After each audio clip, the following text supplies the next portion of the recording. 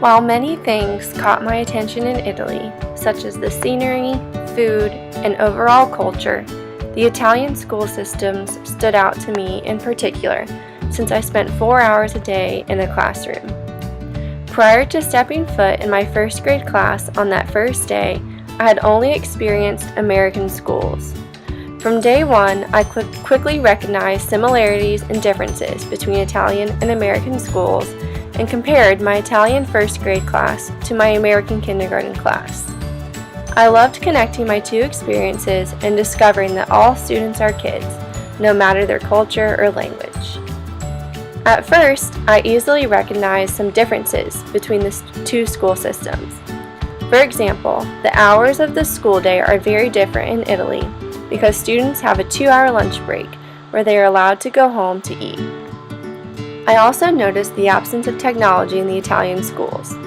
The students focused on writing in notebooks and the teachers utilized a blackboard. Unlike American schools, the Italian school I was at did not have a playground or play set for the children. Instead, the children played with balls in the garden. I also saw that the majority of the students rode their bikes to school, including me. This is a big difference from America, where almost no students ride bikes to school. While it was interesting to see how the two school systems differ, it was even more interesting to see how they are the same. For example, my Italian class had class jobs, just like my kindergarten class did in America. In the morning, all students had to make their lunch choice and move their clip to let the teacher know they were present at school. My class in America did the same thing. In America, my kindergarten class had posters, numbers, and words all along the wall. My first grade class in Italy also had the letters, numbers, words, and other artwork along the walls. The Italian schools have PE and music, just like in America.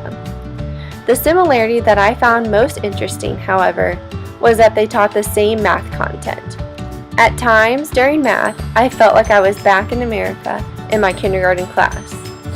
It was so fascinating to see the exact same material being taught in another language halfway across the world. Even though I learned many things from comparing and contrasting American and Italian schools, the biggest thing I learned from my experience is that even though there is a different language, different material being taught in different ways, less technology, and so on, students are all the same and that they just want love, attention, affirmation, and to have fun. My Italian students wanted hugs just as much as my American students. They also looked to me for affirmation even though we did not speak the same language. They loved to play outside and had so much fun when I brought bubbles and chalk to play with them.